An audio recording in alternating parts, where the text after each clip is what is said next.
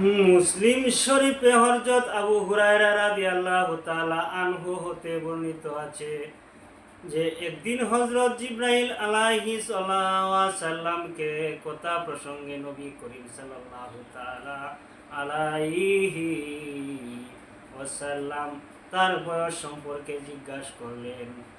তদুত্তরে হযরত জিবরাইল আলাইহিস সালাম বললেন, আমি শুধু এতটুকু জানি যে চতুর্থ আকাশে বা চতুর্থ হিজাবে একটি উজ্জ্বল তারকা ৭০,০০০ বছর পর পর একবার উদয় হতো, অর্থাৎ ৭০,০০০ বৎসর উদিত অবস্থায় এবং ৭০,০০০ বৎসর অস্তমিত অবস্থায় ওই তারকাটি বিরাজমান ছিল।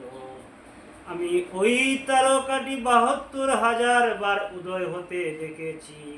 তখন নবীজি সাল্লাল্লাহু তাআলা আলাইহি ওয়াসাল্লাম বললেন, খোদার শপথ, আমি ছিলাম ওই তারকা।